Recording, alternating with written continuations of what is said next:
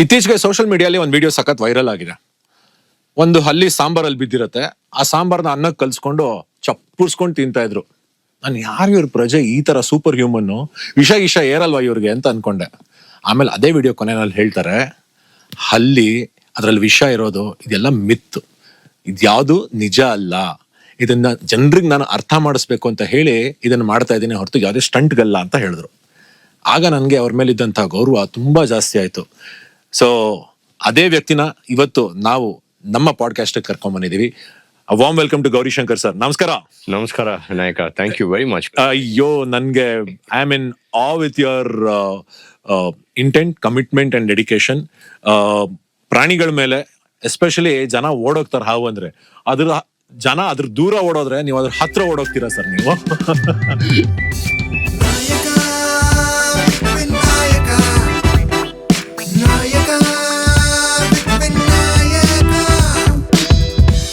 ಮೊದಲನೇದಾಗಿ ಹೇಳಿ, ಈ ಹಲ್ಲಿನಲ್ಲಿ ವಿಷ ಇಲ್ವಾ? ಖಂಡಿತ ಇಲ್ಲ. ಅದನ್ನ ಪ್ರೂವ್ ಮಾಡ್ಬೇಕು ಅಂತಾನೆ ನೀವು ಹೇಳ್ದಂಗೆ ಅದು ತಿಂದೆ. ಮತ್ತೆ ಮುಖ್ಯವಾಗಿ ಈಗ ಈ ಸೋಷಿಯಲ್ ಮೀಡಿಯಾದಲ್ಲಿ ಏನಾಗಿದೆ, ನೀವ್ ಏನೇ ಮಾಡಿದ್ರು ಸ್ಟಂಟ್ ಅಂದ್ಕೊಳ್ತಾರೆ. Plus I am not a presenter or influencer or whatever, I'm a researcher, hardcore researcher. I do research, I study reptiles, ಅದನ್ನ ಓದಿ ಅದ್ರ ಬಗ್ಗೆ ತುಂಬಾನೇ ತಿಳ್ಕೊಂಡಿರ್ತೀವಿ. ಸೊ ನಮ್ಮಂತವ್ರು ಒಂದು ಎಕ್ಸ್ಟ್ರಾ ಸ್ಟೆಪ್ ತಗೊಂಡು ಇದನ್ನ ಪ್ರೂವ್ ಮಾಡಬೇಕು ಅಂತ ಅದನ್ನ ಮಾಡಿದೆ. ಬಟ್ ಒಳ್ಳೆ ರೀಚ್ ಆಯ್ತು, ಒಳ್ಳೆ ಪ್ರತಿಕ್ರಿಯೆನೂ ಇತ್ತು. Like there was positive as well as negative feedback. ಹಲ್ಲಿ ಒಂದ್ ಕಡೆ ಆಯ್ತು, ಮತ್ತೊಂದು ಕಡೆ ಒಂದು ಉಡ ಯಾರ್ದೋ ಮನೆ ಒಳಗ್ ಬಂದ್ಬಿಟ್ಟಿರುತ್ತೆ. ಆ ಕಮೆಂಟ್ಸ್ ಓದ್ತಾ ಇದ್ದೆ, ಉಡ ಮನೆಗ್ ಬಂದ್ರೆ ದರಿದ್ರ, ಹೌದು, ಆ ಉಡನ್ ಮನೆ ಖಾಲಿ ಮಾಡ್ಬೇಕು ನೀವು, ಈ ತರ ಎಲ್ಲ. ಪಾಪ ಒಂದ್ ಪ್ರಾಣಿ ಅದ್ರ ಪಾಡ್ಗ ಅದೆಲ್ಲೋ ತಿಳಿದೆ ಮಾಡದೆ ಮನೆಗ್ ಬಂದ್ಬಿಟ್ಟಿರತ್ತೆ. ಸೊ ಇದು ನಂಬಿಕೆನಾ, ಮೂಢನಂಬಿಕೆನಾ, ಏನ್ ಹೇಳ್ತೀರಾ? ಆತರ ಯಾರಾದ್ರೂ ಮನೆ ಇರಬಾರ್ದು, ಅದನ್ನ ಮಾರೋಂಗಿದ್ರೆ ನಮ್ಗೆ ಮಾರಕ್ ಹೇಳಿ, ಕಡಿಮೆ ರೇಟಲ್ಲಿ ನಾವು ತಗೋಬಹುದು ಅಲ್ವಾ? ನಮ್ಗೇನು ಅಭ್ಯಂತರ ಇಲ್ಲ. ಉಡನ್ ಮಾರ್ತಾರ ಜನ? ಇಲ್ಲ, ಉಡ ಅಲ್ಲ, ಮನೇನ ಬಟ್ ನೋಡಿ, ಮೂಢನಂಬಿಕೆಗಳು ಸಾವಿರಾರು ಇದೆ ಈ ತರ. ಎಷ್ಟೋ ಜನ ಕಾರ್ಗೇನಾದ್ರು ಹಂದಿ ತಾಕಿದ್ರೆ ಕಾರೇ ಮಾರ್ಬಿಡ್ತಾರೆ. ಹೌದು, ಇದೆಲ್ಲ ಬಿಸ್ನೆಸ್ಗೋಸ್ಕರ ಸೃಷ್ಟಿ ಮಾಡಿರೋ ಕಥೆಗಳಲ್ವಾ? ಇರ್ಬೋದು. ಅದೇ ಕಮ್ಮಿಗ್ ಮಾರಿ ನಮ್ಗೆ ಸಿಗತ್ತೆ ಅಂತಾರಲ್ಲ. ಸೊ ಮಾರ್ಬೇಕು ಅನ್ನೋ ಡೆಸ್ಪಿರೇಷನ್ ಅಲ್ಲಿ ಮೋಸ್ಟ್ಲಿ ಮಾರಿ ಹೋಗ್ತಾ ಇರ್ತಾರೆ. ಇದೆಲ್ಲ ಮನುಷ್ಯನೇ ಮಾಡೋದು ನೋಡಿ. ಅವ್ರಿಗೆ ಅತಿ ಬುದ್ಧಿ ಇರೋದ್ರಿಂದ ಅದನ್ನ ನೆಗೆಟಿವ್ ಆಗಿ ಉಪಯೋಗಿಸ್ಕೊಂಡಿದ್ದಾರೆ. ಅಫ್ಕೋರ್ಸ್ ಕೆಲವರು ಪಾಸಿಟಿವ್ ಆಗಿ ಉಪಯೋಗಿಸ್ಕೊಂಡಿದ್ದಾರೆ. ಬಟ್ ಯಾವುದೇ ಒಂದು ಪ್ರಾಣಿ ಆತರ ಯೋಚನೆ ಮಾಡಲ್ಲ. ಅದಕ್ಕೆ ಆಹಾರ ಇಲ್ಲ, ಮಲಗೋದು ಇಲ್ಲ, ಬ್ರೀಡಿಂಗ್, ಏನಿಗೆ ಇಷ್ಟೇ 3 ವಿಷಯ. ಅದು ಬಿಟ್ಟು ಬೇರೆ ನಿಮ್ ಬಗ್ಗೆನೂ ಯೋಚನೆ ಮಾಡಲ್ಲ, ದೇವ್ರ ಬಗ್ಗೆ ಯೋಚನೆ ಮಾಡಲ್ಲ, ಒಳ್ಳೇದು ಕೆಟ್ಟದು ಯೋಚನೆ ಮಾಡಲ್ಲ. ನಾವೇ ಮನುಷ್ಯರು ಇದೆಲ್ಲ ಕ್ರಿಯೇಟ್ ಮಾಡ್ಕೊಂಡಿರೋದು. ಭಾರತ ಅಷ್ಟೇ ಅಲ್ಲ, ಜಗತ್ತಿನಾದ್ಯಂತ ಇವ್ರದೊಂದು ರೆಕಾರ್ಡ್ ಇದೆ. ಅತಿ ಹೆಚ್ಚು ಕಿಂಗ್ ಕೋಬ್ರಾಗಳನ್ನ ಹಿಡಿದು ಮತ್ತೆ ಕಾಡು ವಾಪಸ್ ಬಿಟ್ಟಿದ್ದಾರೆ. ಅದರ ಸಂರಕ್ಷಣೆ ಮಾಡಿರೋದ್ರಲ್ಲಿ ಇವರೇ ನಂಬರ್ 1. ಅಷ್ಟೇ ಅಲ್ಲ, ಎಷ್ಟು ರೀತಿ ತಳಿಗಳಿದೆ. ವೆಸ್ಟರ್ನ್ ಘಾಟ್ಸ್, ಈಸ್ಟರ್ನ್ ಘಾಟ್ಸ್ ಮತ್ತು ಇನ್ನು ಹಲವಾರು ಟ್ರಾಪಿಕಲ್ ಫಾರೆಸ್ಟ್ ನಲ್ಲಿ ಬೇರೆ ಬೇರೆ ತರದ ಕಿಂಗ್ ಕೋಬ್ರಾಗಳಿದೆ. ಆ ಕೋಬ್ರಾ ಏನು, ಅದರ ವ್ಯಕ್ತಿತ್ವ ಏನು, ಅದ್ರ ಬಗ್ಗೆ ರಿಸರ್ಚ್ ಮಾಡಿ ಒಂದು PhD ಮಾಡಿದ್ದಾರೆ. ಸೊ ಹಾವಿಗಾಗಿ, ಅದರ ಬದುಕಿಗಾಗಿ ಅವರ ಜೀವನವನ್ನ ಮುಡುಪಾಗಿಟ್ಟಿರುವಂತಹ one and only doctor Gowrishankar ಅವ್ರನ್ನ let's welcome to Nayaka with Vinayaka. ಬನ್ನಿ ಅವ್ರ ಪ್ರೊಫೈಲ್ ನೋಡೋಣ. ನಮ್ಮ ಈ ದಿವಸದ ಗೆಸ್ಟ್ ಡಾಕ್ಟರ್ ಗೌರಿಶಂಕರ್. ಭಾರತದ ಕಾಳಿಂಗ ಸರ್ಪಗಳ ಸಂರಕ್ಷಣೆ ಹಾಗೂ ಅಧ್ಯಯನದಲ್ಲಿ ಇವರೇ ನಂಬರ್ 1. SSB ಸ್ಕೂಲ್ನಲ್ಲಿ ಶಾಲಾಭ್ಯಾಸ, degree BR Ambedkar college, MSc in Sikkim Manipal university, doctorate ನ PhD ಪಡಿತಾರೆ MSCB ಅಥವಾ ನಾರ್ತ್ ಒರಿಸ್ಸಾ ಯೂನಿವರ್ಸಿಟಿನಲ್ಲಿ. IFB ನಲ್ಲಿ ಇವರ ಮೊದಲ ಕೆಲಸ. ನಂತರ ಪ್ರಾಣಿಗಳ ಮೇಲೆ ಇವರಿಗಿರೋ ಪ್ರೀತಿಗಾಗಿ ಕರುಣಾ ಅನಿಮಲ್ ವೆಲ್ಫೇರ್ ಅಸೋಸಿಯೇಷನ್ ಆಫ್ ಕರ್ನಾಟಕನಲ್ಲಿ ಪ್ರಾಣಿಗಳ ಸಂರಕ್ಷಣೆ ಕೆಲಸವನ್ನ ಪ್ರಾರಂಭಿಸ್ತಾರೆ. ಇದಾದ ನಂತರ ಮಡ್ರಾಸ್ ಕ್ರೊಕೊಡೈಲ್ ಬ್ಯಾಂಕ್ ಟ್ರಸ್ಟ್ ನಲ್ಲಿ 4 ವರ್ಷಗಳ ಕಾಲ ಕೆಲಸ. ನಂತರ ಕಾಳಿಂಗ ಸರ್ಪಗಳ ಮೇಲಿರುವ ಇವರ ಪ್ರೀತಿಗಾಗಿ ಆಗುಂಬೆಯಲ್ಲಿ ಇದರ ಅಧ್ಯಯನ ಮತ್ತು ಸಂರಕ್ಷಣೆಗಾಗಿ Kalinga centre for rain forest ecology and Kalinga foundation ಅನ್ನ ಸ್ಥಾಪಿಸ್ತಾರೆ. ಇವರಿಗೆ ಬಂದಂತಹ ಹಲವು ಪ್ರಶಸ್ತಿಗಳು: 2020ರಲ್ಲಿ ಫೆಲೋ ಆಫ್ ಟೆಡೆಕ್ಸ್, 2015ರಲ್ಲಿ ಸ್ವೀಡನ್ ನಲ್ಲಿ ಹರ್ಪಿಟಾಲಜಿಸ್ಟ್ ಆಫ್ ದ ಇಯರ್, ಹೀಗೆ ಹಲವಾರು ಪ್ರಶಸ್ತಿಗಳನ್ನ ಪಡೆದಿದ್ದಾರೆ. ಇದರೊಟ್ಟಿಗೆ ನ್ಯಾಷನಲ್ ಜಿಯೋಗ್ರಫಿಕ್, BBC, ಡಿಸ್ಕವರಿ, ಹೀಗೆ ಹಲವಾರು ಚಾನೆಲ್ಗಳಲ್ಲಿ king cobra and I, secrets of king cobra, snakes in the city, power star Puneeth Rajkumar ಅವರ ಗಂಧದ ಗುಡಿ ಅನ್ನುವಂತಹ ಡಾಕ್ಯು ಡ್ರಾಮಾನಲ್ಲೂ ಕೂಡ ಒಂದು ವಿಶೇಷ ಅಪಿಯರೆನ್ಸ್ ಅನ್ನ ಮಾಡಿದ್ದಾರೆ. ಇಂತಹ ಸಾಧಕ ನಮ್ಮ ಈ ದಿವಸದ ಗೆಸ್ಟ್ ಅನ್ನೋದಕ್ಕೆ ನಮಗೆ ಬಹಳ ಹೆಮ್ಮೆ ಆಗತ್ತೆ. ತಡ ಮಾಡದೆ let's welcome doctor Gauri Shankar to Nayaka with Vinayaka. Sir, 9ನೇ ಕ್ಲಾಸಲ್ಲೇ ನಿಮ್ಮ ಮತ್ತು ಹಾವಿನ ನಡುವೆ ಒಂದು ಲವ್ ಆಗತ್ತೆ ನಿಮ್ಗೆ. How was the love at first sight? That was like deadly, I would say. ಅವಾಗ ಲವ್ ಅಲ್ಲಿ ಬಿದ್ದಿದ್ದು ಇದುವರೆಗೂ I haven't come out of it. ಈಗಲೂ ಅಷ್ಟೇ. ಈಗ ಸದ್ಯಕ್ಕೆ ಏನಾದ್ರೂ ಕಿಂಗ್ ಕೋಬ್ರಾ ರೆಸ್ಕ್ಯೂ ಇದೆ ಅಂದ್ರೆ ನಿಮ್ಮ ಪಾಡ್ಕಾಸ್ಟ್ ಎಲ್ಲ ನಿಲ್ಸಿ ಇಮಿಡಿಯೇಟ್ ಆಗಿ ಅಲ್ಲಿ ಹೋಗ್ತೀವಿ. ಆ ತರ ಒಂದು love, nothing can stop me from king cobras. ಎಲ್ಲರೂ ಹಾವು ನೋಡಿದ್ರೆ ಓಡೋಗ್ತಾರೆ. ನೀವ್ ಹೆಂಗೆ ಅದ್ರ ಹತ್ರ ಹೋಗಿ ಅದನ್ನ ಹಿಡಿಬೇಕು ಅನ್ನೋ ಒಂದು ಇನ್ಕ್ವಿಸಿಟಿವ್ನೆಸ್ ಬೆಳೀತದೆ? ಅದೇ, ಎಲ್ಲರೂ ಓಡೋಗ್ತಾರಲ್ಲ, ಯಾಕೆ ಓಡೋಗ್ತಾರೆ? What is there to? ಆ ಕ್ಯೂರಿಯಾಸಿಟಿ ಇದೆಯಲ್ಲ. ನಮ್ಮಂತವ್ರು ಹೈ ಅಡ್ರಿನಲಿನ್, ಹೈ ಎನರ್ಜಿ ಇರೋರು ಯಾವಾಗ್ಲೂ ಹೀಗೆ ಕ್ಯೂರಿಯಾಸಿಟಿ ಕಿಲ್ಸ್ ದ ಕ್ಯಾಟ್ ಅಂತಾರಲ್ಲ, ಆ ತರ ನಮಗೆ ಎಲ್ಲರೂ ಓಡೋಗ್ತಾ ಇದಾರೆ, ಏನಿದೆ ಅಲ್ಲಿ ಅಂತ ನಾವು ಆಪೋಸಿಟ್ ಡೈರೆಕ್ಷನ್ ಅಲ್ಲಿ ಹೋಗಿ ಅದನ್ನ ನೋಡಕ್ ಹೋಗ್ತೀವಿ. ಆ ರೀತಿ ಮಾಡಿದ್ದೆ ನಾನು ಹಾವು ಹಿಡಿಯಕ್ಕೆ ಸ್ಟಾರ್ಟ್ ಮಾಡಿದ್ದು. ಮತ್ತೆ ಅದನ್ನ ಸಾಯಿಸ್ತಿದ್ರು, ಹೊಳ್ತಿದ್ರು ಆ ಟೈಮಲ್ಲಿ. ನಾನು ಅಷ್ಟು ಯಂಗ್ ಅಟ್ ದಟ್ ಟೈಮ್. ಮತ್ತೆ ಅಕ್ಕಪಕ್ಕದಲ್ಲಿ ಇರೋರಿಗೆಲ್ಲ ಬೈತಿದ್ವಿ ನಾವು, ಯಾಕೆ ಸಾಯ್ತಾ ಇದ್ದೀರಾ? ಅವ್ರು ಕೇಳಿದ್ರು, ಸಾಯಿಸಿದ್ರೆ ಏನ್ ಮಾಡಕ್ಕಾಗುತ್ತೆ? ಅದು ಕಚ್ಚಿದ್ರೆ ನಾವು ಸೋತೋಗ್ತೀವಲ್ಲ, ನೀನ್ ಹಿಡಿತೀಯಾ ಅಂತ ಅವರು ಜೋಕಾಗೆ ಹೇಳಿರ್ಬೋದು. ಅದು ದಟ್ ಏನು ಇಂಟ್ರೀಗ್ ಮೀ ಅಂಡ್ ಆಲ್ಸೋ ಒಂಥರ ಫ್ಲಾಶ್ ಆಯ್ತು, ಯಾಕೆ ಮಾಡಬಾರ್ದು ಅಂತ. So I caught my first snake when I was just 9th standard, ಅಂದ್ರೆ 13-14 years ಅಲ್ಲಿ ಹಿಡಿದಿದ್ದು. ಹಿಂಗ ನ್ಯಾಚುರಲ್ ಆಗಾಯ್ತಾ? ಏನ್ ಕತೆ? ಇಲ್ಲ, ಅಲ್ಲಿ ಆ ಟೈಮಲ್ಲಿ ಗೂಗಲ್ ಇರ್ಲಿಲ್ವಲ್ಲ. ಈಗ ಎಲ್ಲರೂ ಎಕ್ಸ್ಪರ್ಟ್ ಆಗ್ಬಿಟ್ಟಿದ್ದಾರೆ. ನಮ್ ವಿಡಿಯೋ ನೋಡ್ಬಿಟ್ಟು ನಮ್ಗೆ ಅಡ್ವೈಸ್ ಮಾಡ್ತಾರೆ, ಯೂಟ್ಯೂಬ್ ಅಲ್ಲಿ ನೋಡ್ತಾರೆ, ನಿಮ್ಮ ಪಾಡ್ಕಾಸ್ಟ್ ನೋಡ್ತಾರೆ. So everybody has become experts. ನಾವು ಅವ್ರನ್ನ ಆರ್ಮ್ ಚೇರ್ ಕನ್ಸರ್ವೇಷನಿಸ್ಟ್ ಅಂತೀವಿ. ಆರ್ಮ್ ಚೇರ್ ಎಕ್ಸ್ಪರ್ಟ್ಸ್ ಅಂದ್ರೆ AC ರೂಮಲ್ಲೇ ಕುತ್ಕೊಂಡು ಗೂಗಲ್ ಅಲ್ಲಿ ಓದ್ಬಿಟ್ಟು ಅವ್ರು ಎಕ್ಸ್ಪರ್ಟ್ಸ್ ಆಗ್ಬಿಡ್ತಾರೆ. ಸೊ ನಮ್ಗೆ ಆ ಒಂದು ಆಪರ್ಚುನಿಟಿ ಇರ್ಲಿಲ್ಲ. We have to learn on our own. Luckily that was a non venomous, ಅಂದ್ರೆ ವಿಷ ಇಲ್ಲದಿರ ಒಂದು ಹಾವನ್ನ ಹಿಡಿದೆ ನಾನು. ಹಾವು one of the most cold blooded animals. ಮುಟ್ಟಕ್ಕೂ ಒಂಥರ ಆಗತ್ತೆ, ಮತ್ತೆ ಅದರ ಚಲನವಲನ ಅದು ನಮ್ಗೆ ಯಾರಿಗೂ ಅರ್ಥನೇ ಆಗಲ್ಲ. ಯಾಕಂದ್ರೆ ಕೈ ಕಾಲಿಲ್ಲ, ಹೆಂಗೆಂಗೋ ಹೋಗುತ್ತೆ. ಸೊ ಅದರಿಂದಾನೇ ಅರ್ಧ ಭಯ ಜಾಸ್ತಿ ಆಗೋದು. ಸೊ ಒಂದ್ ಹಾವಿಗೆ ಮನುಷ್ಯ ಹೆಂಗ್ ಕಾಣಿಸ್ತಾನೆ? So how does it look at a human being as an enemy, ಅಥವಾ ಯಾವ ತರ ನೋಡುತ್ತೆ ಬೇಸಿಕಲಿ ಒಂದು ಹಾವು? Good, that's a very good question. Very important. ಹಾವು ನೀವು ಕೋಲ್ಡ್ ಬ್ಲಡೆಡ್ ಅಂತ ಹೇಳಿದ್ವಿ. ತುಂಬಾ ಜನಕ್ಕೆ ಮೈಂಡ್ ಸೆಟ್ ಏನಂದ್ರೆ ಕೋಲ್ಡ್ ಬ್ಲಡೆಡ್ ಅಂದ್ರೆ ಬ್ಲಡ್ ಕೋಲ್ಡ್ ಆಗಿರುತ್ತೆ ಅಂತ. ಮುಟ್ಟಿದ ತಕ್ಷಣ ಅದಕ್ಕೆ ನಿಮ್ಗೆ ಒಂದು ಐಸ್ ಕ್ಯೂಬ್ ಇಲ್ಲ ಏನೋ ಬಾಟಲ್ ನೀರು ಏನೋ ಮುಟ್ಟಿದಂಗೆ ಖಂಡಿತ ಇರೋದಿಲ್ಲ. ಅದು ಕೋಲ್ಡ್ ಬ್ಲಡೆಡ್ ಅಂದ್ರೆ they can't regulate their body temperature. ನಾವು ವಾರ್ಮ್ ಬ್ಲಡೆಡ್ ಅಂದ್ರೆ ನಾವು we can regulate our body temperature. ಈಗ ನಿಮ್ಮ AC ಏನಾದ್ರು ಆಫ್ ಆದ್ರೆ ಬಿಸಿ ಆಗುತ್ತೆ. ಬಿಸಿ ಆದಾಗ ಏನಾಗುತ್ತೆ, ನಮ್ಮ ಬಾಡಿ ಬಂದು ಕೂಲ್ ಮಾಡ್ತಾ ಇರ್ತದೆ. ಕೂಲ್ ಮಾಡಿದಾಗ ಸ್ವೆಟ್ ಆಚೆ ಬರುತ್ತೆ, right? So body is giving off the heat, trying to cool it down ಟೆಂಪರೇಚರ್ಗೆ, ಈ ಟೆಂಪರೇಚರ್ಗೆ ಹೊಂದಾಣಿಕೆ ಮಾಡೋದು. ಅದು ವಾರ್ಮ್ ಬ್ಲಡೆಡ್ ಅನಿಮಲ್. ಸ್ನೇಕ್ಸ್ಗೆ ಇಲ್ಲ ರೆಪ್ಟೈಲ್ಸ್ಗೆ ಅಂದ್ರೆ ಸರೀಸೃಪಗಳಿಗೆ ಆ ಸ್ವೆಟ್ ಗ್ಲ್ಯಾಂಡ್ಸ್ ಇರೋದಿಲ್ಲ. ಅಂದ್ರೆ they can't regulate their body temperature. ಅಂದ್ರೆ ಸ್ವೆಟ್ ಬರೋದೇ ಇಲ್ಲ, ಯಾವ ಸರೀಸೃಪಗಳು ಬರೋದಿಲ್ಲ. ಸೊ ತುಂಬಾ ಬಿಸಿ ಆದಾಗ ತಣ್ಣಗಿರೋ ಜಾಗದಲ್ಲಿ ಅವೇ ಹೋಗಿ ಮಲಗಬೇಕಾಗತ್ತೆ.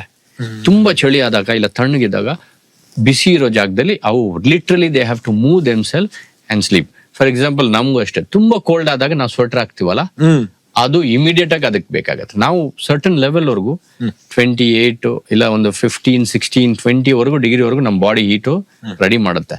16 ಡಿಗ್ರಿ, 15 ಡಿಗ್ರಿ, 12 ಡಿಗ್ರಿ, 10 ಡಿಗ್ರಿ ಅಂತ ನಮ್ಮ ಬಾಡಿ ತಡ್ಕೊಳಕ್ಕಾಗಲ್ಲ. ಅವಾಗ ನಾವು ಸ್ವೆಟರ್ ಹಾಕ್ತೀವಿ. ಅದು ಅದೇ ಸಿಸ್ಟಮ್ ಅದಕ್ಕೆ ಅಷ್ಟೇ. ಸೊ ಭಯ ಅಂದಾಗ ನೀವು ಹೇಳ್ದಂಗೆ ಕಾಲಗಲೇ ಇರ್ಲಿಲ್ಲ. ಇನ್ನೊಂದು ಇಂಟ್ರೆಸ್ಟಿಂಗ್ ವಿಷಯ ಗೊತ್ತಾ? ಹಾವುಗಳು ಬಂದು ದೇ ಎವಾಲ್ವ್ಡ್, ಅಂದ್ರೆ ನಾವ್ ಹೇಗೆ ಮಂಗನಿಂದ ಮಾನವ ಅಂತ ಬಂತು, ಹಾವುಗಳು ಬಂದು ಲಿಸರ್ಡ್ಸ್ ಅಂದ್ರೆ ಅಲ್ಲಿಂದಾನೇ ಎವಾಲ್ವ್ ಆಗಿದ್ದು. ಮಾನಿಟರ್ ಲಿಸರ್ಡ್ಸ್ ಇಂದ. ಸೊ ಹಾವುಗಳಿಗೂ ಕಾಲಿದ್ವು ಒಂದು ಕಾಲದಲ್ಲಿ. ಮೊದ್ಲು ಫಸ್ಟ್ 2 ಕಾಲು, ಫ್ರಂಟ್ ಕಾಲು ಡಿಸಪಿಯರ್ ಆದ್ವು, ಆಮೇಲೆ ಹಿಂದೆ ಕಾಲಿದ್ವು, ಆಮೇಲೆ ಹಿಂದೆ ಕಾಲು ಹೊರಟೋಯ್ತು. ಅವಾಗ ಹಾವಿನ ಶೇಪ್ ಆಯ್ತು. ಎಷ್ಟು ವರ್ಷದ ಮುಂಚೆ ಇದು ಹೇಳ್ತಾರೆ? ಇದು 140-150 ಮಿಲಿಯನ್ ಇಯರ್ಸ್ ಇಗೋ. ಅಂದ್ರೆ ಡೈನೋಸರ್. ನಮ್ಮ ಹಾವುಗಳು, ಇವಾಗ ಇರೋ ಹಾವುಗಳು ಡೈನೋಸರಸ್ ನೋಡಿದಾವೆ. ಅಂದ್ರೆ ಈ ಜಾತಿಗಳು ಅವರ ಜೊತೆಯಲ್ಲಿ ಇದ್ದಿದ್ದಾವೆ. ಸೊ ಡೈನೋಸರಸ್ ಅಂತೂ ನಾವು ಕಾಪಾಡ್ಕೊಂಡು ಆಗಿಲ್ಲ. ಈ ಹಾವುಗಳನ್ನಾದ್ರೂ ನಾವು ಕಾಪಾಡ್ಕೋಬೇಕು. ಮುಖ್ಯವಾಗಿ ಮೊಸಳೆಗಳು. ಕ್ರಾಕೊಡೈಲ್ಸ್ ಹ್ಯಾವ್ ಈಟನ್ ಡೈನೋಸರ್ಸ್. ವಾವ್, ಅಂದ್ರೆ ಇನ್ನೂ ಅಷ್ಟು ಬಿಗ್ ಸೈಜ್, ತುಂಬಾ ದೊಡ್ಡದು ಇದು. ಸೊ ನಂಗೆ ನೀವು ಎವಲ್ಯೂಷನ್ ಅಂದಾಗ ಐನೋ ನಿಮ್ಗೊಂದ್ ಸ್ವಲ್ಪ ಐಡಿಯಾ ಇದೆ, ನೀವು ಇದನ್ನೆಲ್ಲ ಓದಿದೀರಾ PhD ಮಾಡ್ಬೇಕಾದ್ರೆ ಅಂತ ನನಗೆ ಗೊತ್ತು. ಸೊ ಈ ಎವಲ್ಯೂಷನ್ ಬಗ್ಗೆ ತಮ್ಮ ಥಿಯರಿ ಏನು? ಒಬ್ಬ ಮಂಗನಿಂದ ಹೇಗೆ ಮನುಷ್ಯ ಆದ, ಅದ್ರ ಬಗ್ಗೆ ಏನಾದ್ರು ಒಂದು ಸಣ್ಣದಾಗಿ ಲೈಕ್. ಖಂಡಿತ. ಸೊ ಹಾವು ಹೇಗೆ ಅಲ್ಲಿಂದ ಹಾವು ಆಯ್ತು, ಅದು ಒಂದು ವೆರಿ ಇಂಟ್ರೆಸ್ಟಿಂಗ್ ಎವಲ್ಯೂಷನ್. ಮಂಗನೂ ಅಷ್ಟೇ. ಮಂಗ ಐ ಮೀನ್ ಚಿಂಪ್ಯಾನ್ಸಿಸ್, ನಮ್ಮ ಕ್ಲೋಸೆಸ್ಟ್ ಆನ್ಸರ್ ಬಂದು ಚಿಂಪ್ಯಾನ್ಸಿ. ನಮಗೂ ಅವ್ರಿಗೂ 1% ಜೆನೆಟಿಕ್ ಡಿಫ್ರೆನ್ಸ್, 1%. ನಾವು ಮಾತಾಡ್ಕೊಂಡು ಇಷ್ಟು ಬ್ರೈನ್ ಬೆಳೆಸ್ಕೊಂಡು ನಮ್ಮ ಒಂದು ವಾತಾವರಣ, ನಮ್ಮ ಒಂದು ಇಕೋಸಿಸ್ಟಮ್ ನ ಹಾಳು ಮಾಡೋಷ್ಟು ಬ್ರೈನ್ ಡೆವಲಪ್ ಆಗ್ಬಿಟ್ಟಿದೆ. 1% ನಮಗೂ ಅವ್ರಿಗೆ ಡಿಫ್ರೆನ್ಸ್ ಇರೋದು. That's all we are different. So we evolved around 3.55 millions ಅಂತ ಇಟ್ಕೋಬಹುದು, ಇಲ್ಲ 6 ಮಿಲಿಯನ್ ಇಯರ್ಸ್ ಎಗೋ. ಅಂದ್ರೆ ಎಷ್ಟು, 60 ಲಕ್ಷ ಅಲ್ವಾ?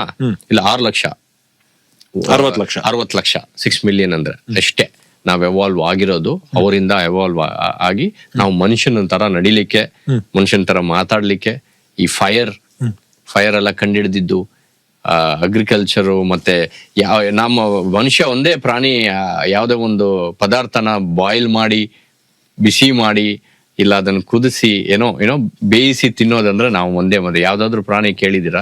ಇಲ್ಲ. So we figured out how to fry, how to burn, this is evolution. ನನ್ನ ಪ್ರಶ್ನೆ ಏನು ಅಂದ್ರೆ, ಭೂಮಿ ತಾಯಿ ಅಥವಾ ಮದರ್ ಅರ್ತ್ ಮನುಷ್ಯನ ವಿನಾಶ ಮಾಡುವಂತಾನೆ ಹುಟ್ಟಿಸಿದ್ದ?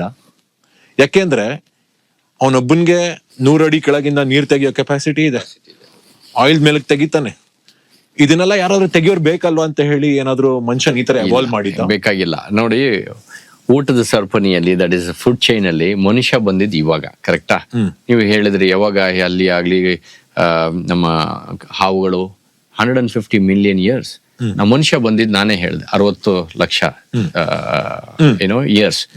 ಹಾವುಗಳೆಲ್ಲ 150 ವರ್ಷದ ಇದೆ ಅಲ್ವಾ? So too many they've been there. ಮನುಷ್ಯ ಬಂದಿದ್ದು ಲಾಸ್ಟ್ ಅಲ್ಲಿ. ಸೊ ನಿಮ್ಮ ಚೈನ್ ಅಲ್ಲಿ, ಫುಡ್ ಚೈನ್ ಅಲ್ಲಿ ಮನುಷ್ಯ ಇಲ್ಲಿರೋದು. ಮನುಷ್ಯ ಹೋಯ್ತು ಅಂದ್ಕೊಳ್ಳಿ, ಆ ಫುಡ್ ಚೈನ್ ಎಲ್ಲ ಹಂಗೆ ಇರುತ್ತೆ. ಮಧ್ಯ ಹಾವು ಹೋಯ್ತು ಅಂತ ತಿಳ್ಕೊಳ್ಳಿ, ಮನುಷ್ಯ ಹೋದ. ಬಿಡಿ, ಹಾವು ಬೇಡ. ನಮ್ಮ ಜೇನುಹುಳನು ಅಲ್ಲಿದೆ. ಜೇನುಹುಳ ಹೋಯ್ತಂದ್ರೆ ಮನುಷ್ಯ ಹೋದ. ಒಂದು ಹುಲಿ ಹೋಯ್ತಂದ್ರೆ ಮನುಷ್ಯ ಹೋದ. ಮನುಷ್ಯ ಇರೋದು ಲಾಸ್ಟ್ ಅಲ್ಲಿ. Is hanging, is holding on to the last grip. So ನಾವೇನ್ ಅನ್ಕೊಂಡಿದೀವಿ, ಮನುಷ್ಯ ಮೇಲೆ ಇದ್ದಾನೆ ಅಂತ. ಅದು ತಪ್ಪು. ಮನುಷ್ಯ ಬಂದು ಕೆಳಗಡೆ ಇರೋದು. ನಮ್ಗೆಲ್ಲ ಸ್ಕೂಲಲ್ಲಿ ಇದ್ದಾಗ ಈ ಫುಡ್ ಚೈನ್ ಎಕ್ಸ್ಪ್ಲೈನ್ ಮಾಡೋರು. ಏನು, ಒಂದು ಹುಲ್ಲನ್ನ ಹುಳ ತಿನ್ನತ್ತೆ, ಹುಳನ ಕಪ್ಪೆ ತಿನ್ನತ್ತೆ, ಕಪ್ಪೆನ ಹಾವು ತಿನ್ನತ್ತೆ, ಹಾವನ್ ಹದ್ದು ತಿನ್ನತ್ತೆ. Very simple and easy food chain. ನಿಮ್ ಬಾಯಿಂದ ಈ ಫುಡ್ ಚೈನ್ ಕೇಳ್ಬೇಕು ಅಂತ ನಂಗೆ ಬಹಳ ಆಸೆ ಇದೆ. So how do you explain the food chain?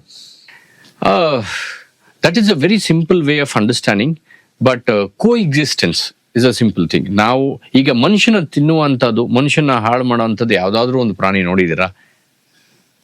Self distraction, ನಮ್ಮನ್ನು ನಾವು ಬಿಟ್ರೆ, plus medical thing. So we are not part of that food chain at all.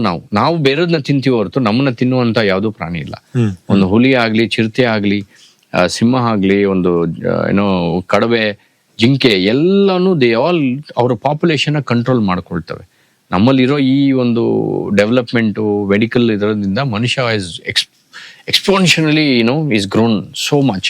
So food chain ಅಲ್ಲಿ ಮನುಷ್ಯ ಈಗ is outside the circle, is eating but is not been eaten.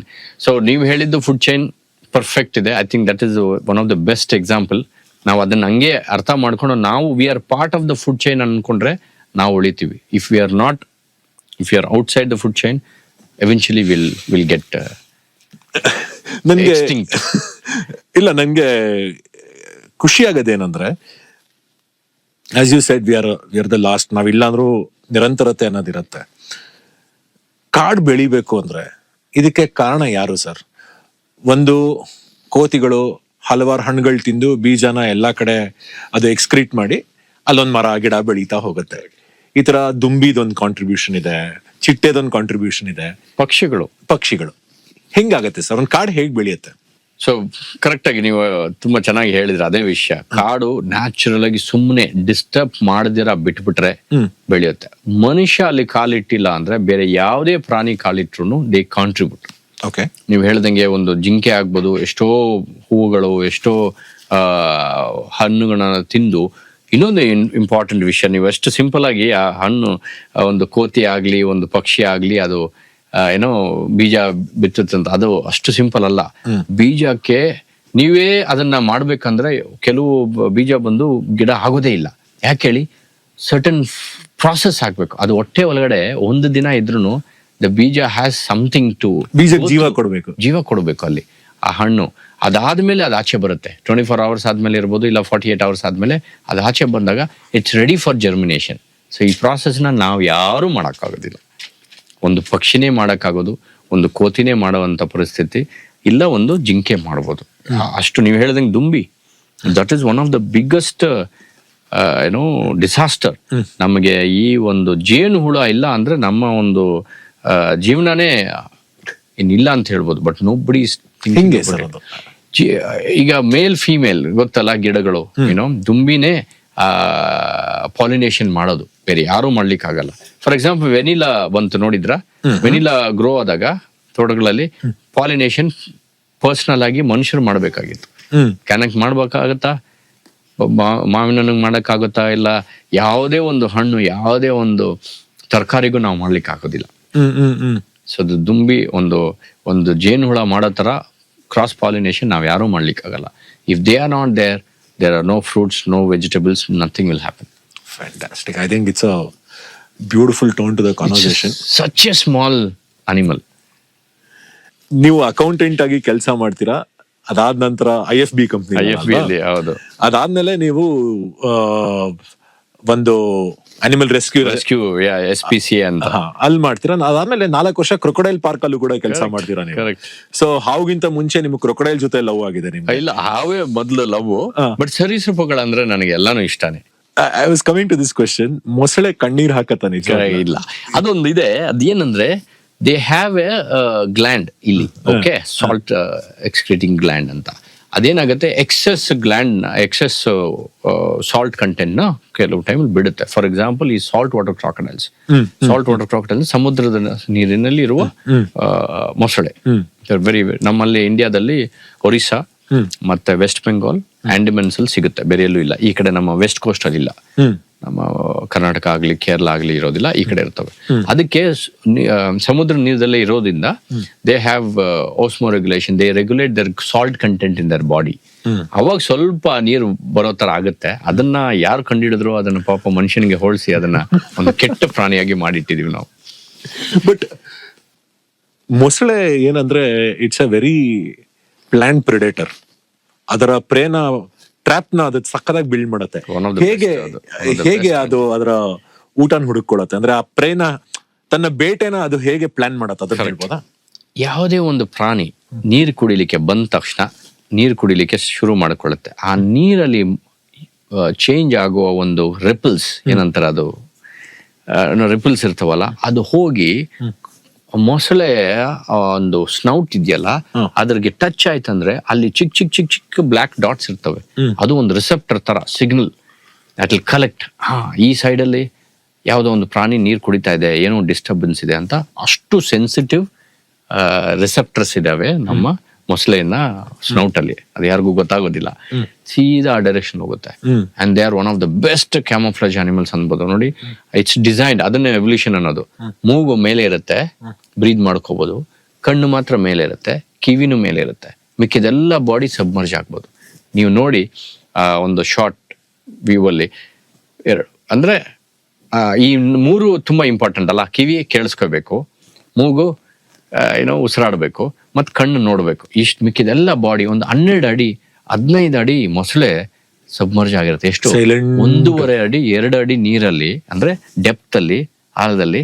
ಅಷ್ಟು body disappear ಆಗಿ ಬರೀ 3 ಮಾತ್ರ ಕಾಣಿಸುತ್ತೆ. ಅಷ್ಟು ಹತ್ರವರೆಗೂ ನಿಮ್ಗೆ ಆ ಪ್ರಾಣಿಗೆ ಗೊತ್ತಾಗೋದಿಲ್ಲ. One of the most stealth ambush predator ಅಂದ್ರೆ ನಮ್ಮ ಮೊಸಳೆ. ಸೊ ನನಗೆ ಈ ತರ ವಿಷಯಗಳೆಲ್ಲ ಓದ್ತಾ ಇದ್ರೆ, ಅದ್ರ ಬಗ್ಗೆ ತಿಳ್ಕೊಂತಾ ಇದ್ರೆ, ಅದ್ರ ಮೇಲೆ ಲವ್ ಜಾಸ್ತಿ ಆಗುತ್ತೆ. ನಾನು ನೋಡಿದ್ದೀನಿ ಜಗತ್ತಿನಾದ್ಯಂತ ನೀವು right from the greatest deserts in America, ಅಲ್ಲಿಂದ ಹಿಡಿದು ಸಹಾರಾ ಗಿಹಾರ ಎಲ್ಲಾ ಕಡೆ ನೀವು ಹೋಗಿ ಹಾವುಗಳನ್ನ ಹುಡುಕಿದೀರ ಜಗತ್ತಿನಾದ್ಯಂತ. ಸೊ ಜಗತ್ತಿನಲ್ಲಿ ಎಷ್ಟು ತಳಿಯ ಹಾವುಗಳಿದೆ, ಮತ್ತೆ ನೀವು ಅದರ ವಿಂಗಡಣೆ ಮಾಡಬೇಕು ಕಾಮನ್ ಮ್ಯಾನ್ ಲ್ಯಾಂಗ್ವೇಜ್ ಅಲ್ಲಿ ಅಂದ್ರೆ ಯಾವ ತರ ಮಾಡ್ತೀರಾ? ಕರೆಕ್ಟ್. ಇದನ್ನ ಮುಖ್ಯವಾಗಿ ತಳಿ ಅನ್ನೋದಿಲ್ಲ. ತಳಿ ಅಂದ್ರೆ ನಮ್ಮ ಹಸುಗಳಲ್ಲಿ ತಳಿ ಅಂತೀವಿ. ಅದು just breed breed. Okay. Same species breed ಆಗತ್ತೆ. ನಮ್ಮ ಹಾವುಗಳಲ್ಲಿ ಆತರ ಬರಲ್ಲ. It's species, different species. Okay, got. ಪ್ರಭೇದ ಅಂತೀವಿ ಪ್ರಭೇದ. ಕನ್ನಡದವರು ಪ್ರಭೇದಗಳು. ಸೊ ಪ್ರಪಂಚದಾದ್ಯಂತ ನಮಗೆ ಹತ್ರ ಒಂದು 4,000 ಪ್ರಭೇದಗಳು ಹಾವುಗಳು ಸಿಗ್ತವೆ. ಓಕೆ. ನೀವು ಹೇಳ್ದಂಗೆ ಆಸ್ಟ್ರೇಲಿಯಾ ಆಗ್ಲಿ, ಅಮೆರಿಕ ಆಗ್ಲಿ, ಸೌತ್ ಅಮೆರಿಕಾ ಆಗ್ಲಿ, ಸೌತ್ ಈಸ್ಟ್ ಏಷ್ಯಾ, ಸೆಂಟ್ರಲ್ ಏಷ್ಯಾದಲ್ಲೆಲ್ಲ ಕಡೆ. ಅಂಟಾರ್ಟಿಕಲ್ ಇಲ್ಲ, ಆರ್ಟಿಕಲ್ ಸಿಗೋದಿಲ್ಲ, ಯಾಕಂದ್ರೆ ತುಂಬಾ ಕೋಲ್ಡ್ ಆಗುತ್ತೆ, ಫ್ರೀಸ್ ಆಗ್ಬಿಡ್ತವೆ. ಕೆಲವು ಟೈಮಲ್ಲಿ ಕೆಲವು ಹಾವುಗಳು ನಮ್ಮ ಯುರೋಪ್ ಅಲ್ಲಿ ಇದಾವೆ, ವೈಪರ ಬೇರಸ್ ಅಂತೀವಿ, ಅವೆಲ್ಲ ಅಮೆರಿಕದಲ್ಲೂ ಕೆಲವು ಹಾವುಗಳೆಲ್ಲ they go into the den. Garter snakes ಎಲ್ಲ ಕೆಳಗಡೆ 6 ಅಡಿ 8 ಅಡಿ ಡೆನ್ ಒಳಗಡೆ ಹೋಗಿ ಮಲಗ್ಬಿಡ್ತವೆ. ವಿಂಟರ್ಸ್ ಅಲ್ಲೇ ಆಚೆ ಬರೋದಿಲ್ಲ. ಫುಲ್ ಅವ್ರ ಹಾರ್ಟ್ ಬೀಟ್ ಎಲ್ಲ ಸ್ಟಾಪ್ ಮಾಡ್ಕೊಂಡು ಕಡಿಮೆ ಮಾಡ್ಕೊಂಡು ಹಂಗೇ ಸುಮ್ಮನೆ ಮಲಗ್ಬಿಡ್ತವೆ. ಆಮೇಲೆ ಸಮ್ಮರ್ ಬಂದಾಗ ಆಚೆ ಬರ್ತವೆ. ಸೊ 4,000 ಹಾವುಗಳು ಪ್ರಪಂಚದಲ್ಲಿದೆ. ನಮ್ಮ ದೇಶದಲ್ಲಿ ಹತ್ರ 375 ಹಾವುಗಳು ಪ್ರಭೇದಗಳು ಇದಾವೆ. ಅಂದ್ರೆ 10%, ಆಲ್ಮೋಸ್ಟ್ 10%, 400 ಅಂತ ಇಟ್ಕೋಬಹುದು. 10% ಅಷ್ಟು ಪ್ರಪಂಚದಲ್ಲಿರುವ ಹಾವುಗಳು ನಮ್ಮ ದೇಶದಲ್ಲಿದೆ. ಅದೊಂದು ಒಂದೊಂದು ತುಂಬಾ ಹೆಮ್ಮೆಯ ವಿಷಯ ನನಗೆ, ನಮ್ಮ ದೇಶದಲ್ಲಿ ಇಷ್ಟೊಂದು ಹಾವುಗಳು ಇದೆಯಲ್ಲ ಅಂತ. ಸೊ ಒಂದು ಕಡೆ Asia which is very tropical, ಅಂದ್ರೆ ಯಾವಾಗ್ಲೂ ಮಳೆ ಇರುತ್ತೆ, ಬಿಸಿಲಿರುತ್ತೆ. ಸೊ ಬೆಸ್ಟ್ ಬ್ರೀಡ್ ಆಗಲಿಕ್ಕೆ ಸಖತ್ ಈಸಿ, ಪ್ರಾಣಿಗಳಿಗೆ ಮನುಷ್ಯರಿಗೆ. ಅದಕ್ಕೆ ಎಷ್ಟೊಂದು ಪಾಪ್ಯುಲೇಷನ್ ಇಲ್ಲೂ ಕೂಡ ಮನುಷ್ಯರು ಅಷ್ಟೇನೆ. ಬಟ್ ಎಷ್ಟು ತರದ ವಿಷದ ಹಾವುಗಳಿದೆ? ಬರೀ 4 ವಿಷದ ಹಾವುಗಳು ಇರೋದಲ್ವಾ ಇಂಡಿಯಾ? Very good. ಅದಕ್ಕೆ 375 ಹಾವುಗಳು. ಏನಪ್ಪ ಗೌರಿಶಂಕರ್ ಇಷ್ಟು ಸಂತೋಷ ಪಡ್ತಾರಲ್ಲ ಅಂದ್ರೆ, ಜನ ಎಲ್ಲ ಅದು ಕಚ್ಚು ಸತ್ತೋದ್ರೆ ಅವ್ರಿಗೆ ಸಂತೋಷನ? ಆತರ ಅಲ್ಲ, ಆತರ ಬರೋದಿಲ್ಲ. 375 ಹಾವುಗಳಲ್ಲಿ 40ರಿಂದ 60 ಹಾವುಗಳು ಮಾತ್ರ ಇಲ್ಲ, ಮ್ಯಾಕ್ಸಿಮಮ್ 70 ಹಾವುಗಳು ವಿಷ ಇರುವ ಹಾವುಗಳು. Okay, point to be noted. Next, ನೀವು ಹೇಳ್ದಂಗೆ ಎಲ್ಲಾ 70 ಹಾವುಗಳು ಜನರನ್ನ ಸಾಯಿಸುವಂತ ಒಂದು ಹಾವು ವಿಷ ಇಟ್ಕೊಂಡಿಲ್ಲ. ಮತ್ತೆ ಇಲ್ಲ ಅಂದ್ರೂ, ಫಾರ್ ಎಕ್ಸಾಂಪಲ್ ಸಮುದ್ರ ಹಾವುಗಳು ತುಂಬಾ ವಿಷ ಇರುವ ಹಾವುಗಳು. ಆದ್ರೆ ಎಷ್ಟು ಜನ ಅದ್ರ ಜೊತೆಗೆ ಇಂಟ್ರಾಕ್ಟ್ ಮಾಡ್ತಾರೆ? ಬರೀ ಮೀನ್ ಹಿಡಿಯೋರು ಮಾತ್ರ ಅಲ್ವಾ? ಅವಾಗ ಅದನ್ನ ಲಿಸ್ಟಲ್ಲೇ ನೀವು ತಗೋಬಾರ್ದು. ಕಚ್ಚೋದು ಇಲ್ಲ. ಅವು ಎಷ್ಟು ಜೆಂಟ್ಲ್ ಅಂದ್ರೆ ಅಷ್ಟು ವಿಷ ಇರೋದು. ಒಂದು ಆ ವಿಷ ಬಂದು ಒಂದು ಮೀನನ್ನ ಸಾಯಿಸ್ಲಿಕ್ಕೆ ಮಾಡಿದೆ ಹೊರತು ಒಂದು ಮನುಷ್ಯನ ಸಾಯಿಸ್ಲಿಕ್ಕೆ ಮಾಡಿಲ್ಲ. ಸೊ ಸಮುದ್ರದ ಹಾವು ಕಚ್ಚೋದೇ ಇಲ್ಲ. ಕಚ್ಚಿದ್ರೆ ಸತ್ತೋಗ್ತೀವಿ. ಅದರ 99% ಕಚ್ಚೋದೇ ಇಲ್ಲ. ಬಿಕಾಸ್ ನಿಮ್ಮ ಹತ್ರ ಅದಕ್ಕೆ ಕೆಲಸನೇ ಇಲ್ಲ, ನಿಮ್ಮನ್ನ ಕಚ್ಚುವಂತ ಒಂದು ಪರಿಸ್ಥಿತಿನೇ ಇಲ್ಲ.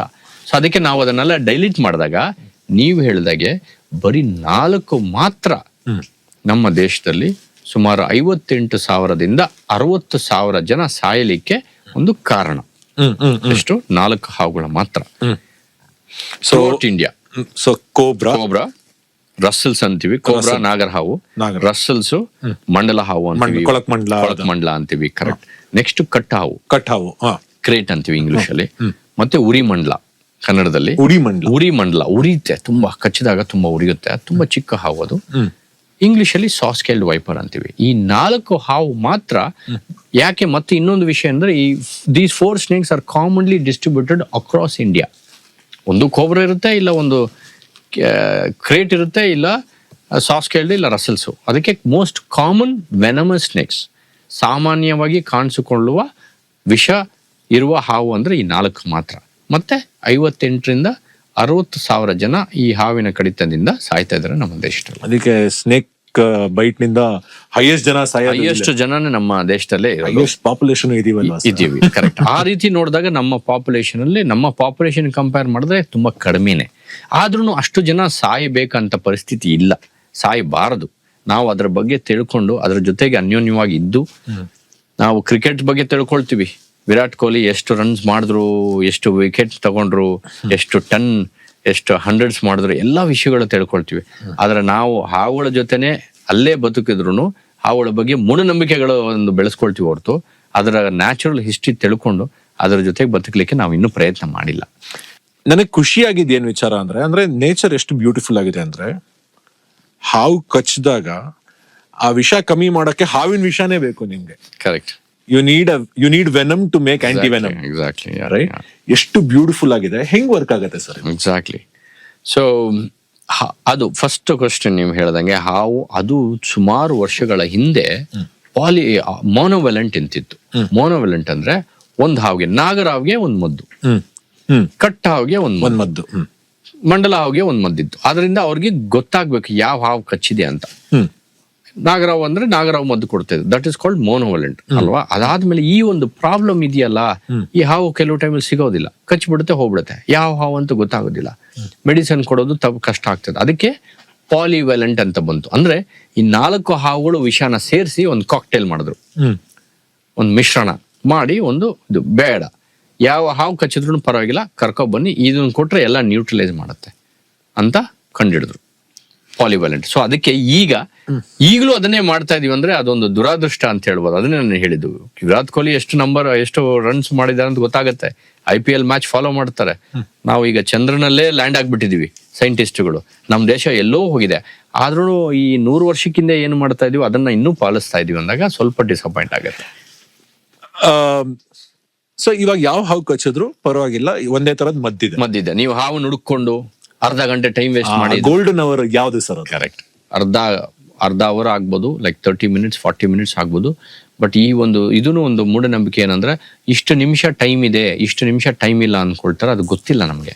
ಹಾವು ಕಚ್ಚಿದಾಗ ಕೆಲವು ಟೈಮಲ್ಲಿ ವಿಷ ಬಿಡುತ್ತೆ, ಕೆಲವು ಟೈಮಲ್ಲಿ ವಿಷ ಬಿಡೋದಿಲ್ಲ, ಹೆದರ್ಸಿರುತ್ತೆ. ಅದಕ್ಕೆ ನಿಮಗೆ ಕಚ್ಚಬೇಕು ಅಂತ ಉದ್ದೇಶದಿಂದ ಕಚ್ಚಿರೋದಿಲ್ಲ. ಕಾಲು ಅದ್ರ ಬಾಲದಲ್ಲಿ ಟಚ್ ಆಗಿರುತ್ತೆ, ಇಲ್ಲ ನೀವು ಕಾಲು ಇಟ್ಟಿರ್ತೀರ, ಭಯದಲ್ಲಿ ನಿಮ್ಗೆ ಕಚ್ಚಿರುತ್ತೆ. ಬಟ್ ಅದ್ರ ಉದ್ದೇಶ ಬಂದು ನನ್ನ ಬಾಲನ ಏನೋ ನೋವಾಗ್ತಾ ಇದೆ, ಅದರಿಂದ ಕಾಲು ತೆಗಿ ಅಂತ ಕಚ್ಚಿರ್ಬೋದು ಹೊರತು ನಿಮ್ಮನ್ನ ಸಾಯಿಸ್ಬೇಕು ಅಂತ. ಅದು ಡ್ರೈ ಬೈಟ್ ಅಂತೀವಿ. ಅದಕ್ಕೆ ನಿಮ್ಗೆ ಹಾಸ್ಪಿಟಲ್ಗೆ ಹೋಗುವಂತ ವಿಷಯ ಬೇಕಾಗಿಲ್ಲ, ಆದ್ರೆ ಅದು ಗೊತ್ತಿಲ್ಲ. We don't know, we have to go to the hospital. So ಕಚ್ಚಿದ ತಕ್ಷಣ ಹಾಸ್ಪಿಟಲ್ಗೆ ಹೋಗ್ಬೇಕಾಗತ್ತೆ.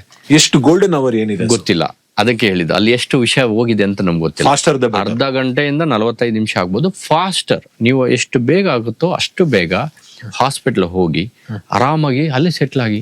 ಇನ್ನೊಂದು ವಿಷಯ, ನೀವು ಹೇಳ್ದಂಗೆ ಅದನ್ನ ಕಟ್ಟೋದೇ ಬೇಡ. ಈಗೆಲ್ಲ ಕಟ್ಟೋದೇ ಬೇಡ. ನೀವು ಆದಷ್ಟು ಬೇಗ ಹಾಸ್ಪಿಟಲ್ ಹೋಗಿ, ಮುಖ್ಯವಾಗಿ ತಾಳ್ಮೆಯಿಂದ ಸಮಾಧಾನದಿಂದ ಹಾರ್ಟ್ ಬೀಟ್ ನ ನಾರ್ಮಲ್ ಆಗಿ ಇಟ್ಕೊಳ್ಳಿ. ಬಟ್ ತುಂಬಾ ಜನ ಅಂದ್ರೆ ಈ ಮೂಢನಂಬಿಕೆಗಳೇ, ದೇವಸ್ಥಾನಕ್ಕೆ ಹೋಗೋದು, ಯಾರೋ ಒಬ್ರು ಏನೋ ಮದ್ದು ಕೊಡ್ತಾರೆ ಅಂತ ಹೋಗೋದು, ಈ ತರ ಟೈಮ್ ವೇಸ್ಟ್ ಮಾಡ್ಬಿಡ್ತೀವಿ. 30ರಿಂದ 45 ನಿಮಿಷ ವೇಸ್ಟ್ ಆಗ್ಬಿಡುತ್ತೆ. ದಯವಿಟ್ಟು ಹಾಸ್ಪಿಟ್ಲ್ಗೆ ಹೋಗ್ಬಿಡಿ. ಫಸ್ಟ್ ಕಟ್ಟೋದಾಗ್ಲಿ, ಮತ್ತೆ ಅದು ಕಟ್ ಮಾಡೋದು. ತುಂಬಾ ಜನ ಪ್ಲಸ್ ಮಾಡ್ಬೇಕು, ಮೈನಸ್ ಹಾಕ್ಬೇಕು, ಬಾಯಿಂದ ಹೀರ್ಬೇಕು, ಏನೋ ರಕ್ತ ಉಗಿಬೇಕು ಅಂತಾರೆ. ಹಾಲಲ್ಲಿ ನೀರು ಬೆರೆತಾಗಿದೆ, ಸಪರೇಟ್ ಮಾಡಕ್ಕಾಗಲ್ಲ. ಬ್ಲಡ್ ಅಲ್ಲಿ ಅಂದ್ರೆ ನಿಮ್ಮ ರಕ್ತದಲ್ಲಿ ವಿಷ ಬಂದು ಸೇರ್ಕೊಬಿಟ್ಟಿದೆ. ನಿಮ್ಗೆ ಎಷ್ಟು ನೀವು ಕೇಳಿದ್ರಲ್ಲ ಟೈಮ್ ಎಷ್ಟಿದೆ ಅಂತ, ವಿಷ ಬಂದು ನಿಮ್ಮ ಒಂದು ಹಾರ್ಟ್ಗೆ ಮತ್ತೆ ಬ್ರೈನ್ಗೆ ಹೋಗೋಷ್ಟು ಟೈಮ್ ಇದೆ. ಅಷ್ಟು ಬೇಗದಲ್ಲಿ ನಿಮ್ಮ ಒಂದು ಹಾರ್ಟ್ಗೆ ಅದು ಹೋಗೋದಿಲ್ಲ. 45 ನಿಮಿಷನೂ ಆಗುತ್ತೆ, 2 ಗಂಟೆನೂ ಆಗ್ಬೋದು. ವಿಷ ಕಡಿಮೆ ಇದ್ರೆ 2 ಅವರ್ ನಿಮ್ಗೆ ಟೈಮ್ ಇರುತ್ತೆ. ನೀವು 30ರಿಂದ 45 ನಿಮಿಷದಲ್ಲಿ ಯಾವುದೋ ಒಂದು ಹಾಸ್ಪಿಟಲ್ಗೆ ಸೇರ್ಕೊಂಡ್ರೆ, ಅಲ್ಲಿ ಟ್ರೀಟ್ಮೆಂಟ್ ಶುರು ಮಾಡ್ಕೊಂಡ್ರೆ ಯು ಆರ್ ಸೇಫ್. ಆಗುಂಬೆನಲ್ಲಿ ನಿಮ್ದೊಂದು ರಿಸರ್ಚ್ ಸೆಂಟರ್ ಇದೆ, Kalinga foundation. Correct, Kalinga foundation. Agumbe ಅಂದ್ರೆ ನಮ್ಗೆಲ್ಲರಿಗೂ ಫಸ್ಟ್ ಜ್ಞಾಪಕಕ್ಕೆ ಬರೋದು ಮಾಲ್ಗುಡಿ ಡೇಸ್. ಅಲ್ಲಿ ಜನ ಅದನ್ನ ಹೇಗೆ, how do they relate to that? ಅಲ್ಲಿ ಇವತ್ತಿನವರೆಗೂ ಆ ಮಾಲ್ಗುಡಿ ಡೇಸ್ ಸೊಗಡು ಇನ್ನೂ ಹಾಗೆ ಇದೆಯಾ? ಏನೇನ್ ನೆನಪುಗಳಿದೆ ಅಲ್ಲಿ? ತುಂಬಾ. ಅದು ನಾನು ಮಾಲ್ಗುಡಿ ಡೇಸ್ ಅಲ್ಲಿ ಆಗುಂಬೆ ಎಲ್ಲ ನೋಡಿದೀನಿ, ಬಟ್ ಆ ಟೈಮಲ್ಲಿ ನನಗೆ ಗೊತ್ತಿರ್ಲಿಲ್ಲ.